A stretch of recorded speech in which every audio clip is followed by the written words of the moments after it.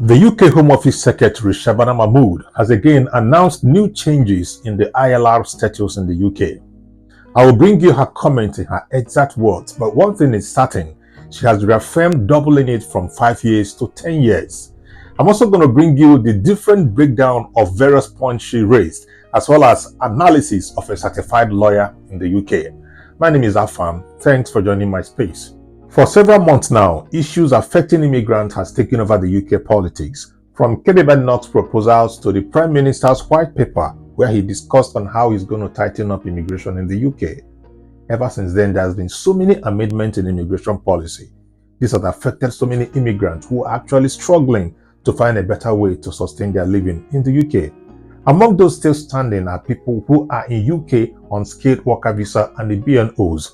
They came up with a petition asking government to please step down on the issue of making the ILR qualification to 10 years.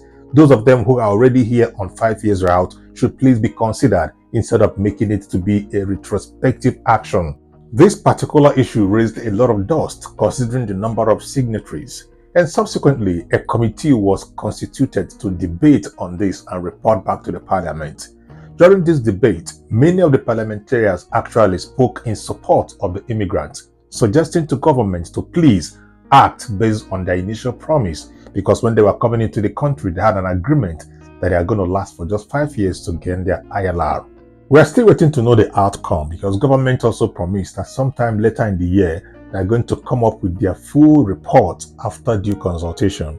But now, the Home Office Secretary Shabana Mahmood, in her speech, re-emphasized on doubling the years needed to qualify for ILR. She also went ahead to outline the conditions which everybody who intends to settle on this route must meet. They include 1. Being in work, 2. Making national insurance contribution, 3. Not taking any dime for benefit, 4. Having no criminal record, and 5. Learning English language with good standard, and 6. Volunteering for social services. All this has always been part of the requirement, except but one, that is the social services. We will soon increase the time in which someone must have lived in this country to earn indefinite leave to remain from 5 years to 10.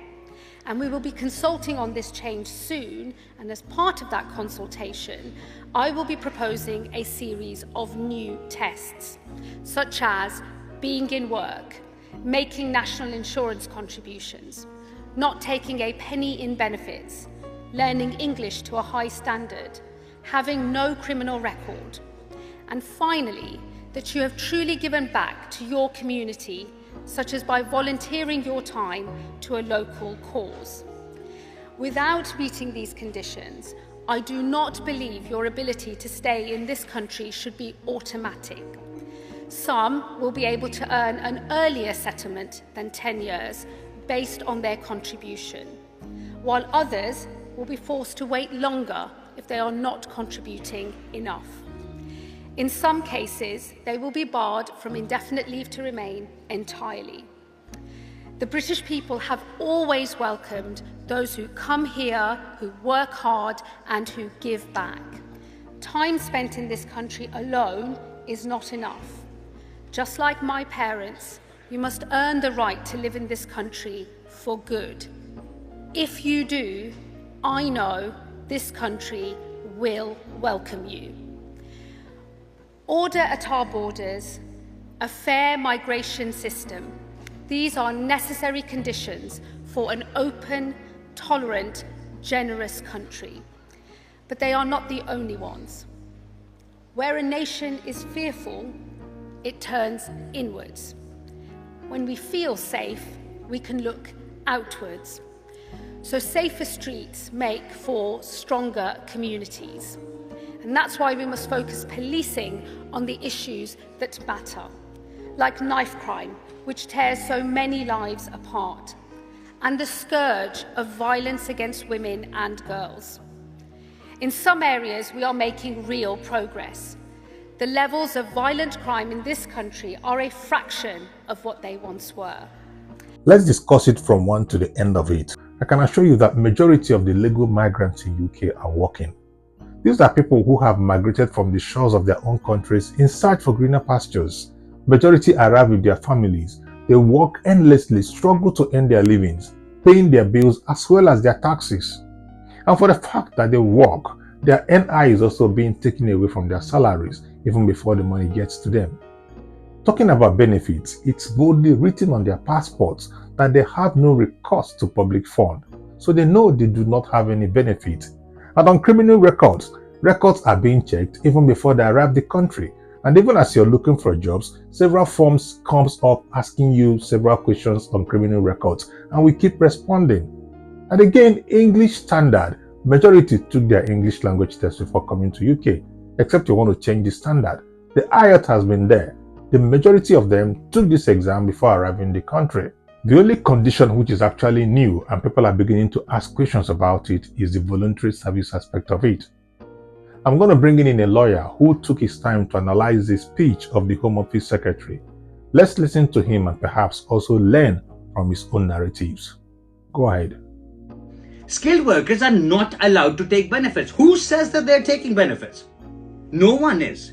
They work, they pay their taxes, and in most cases they pay more taxes than the original people living here for generations. And we have to understand that. These are the people who work full time, they pay full taxes, and then they enjoy whatever money they make out of and enjoy their lives with that. What's wrong with that? Anybody who works hard can do that.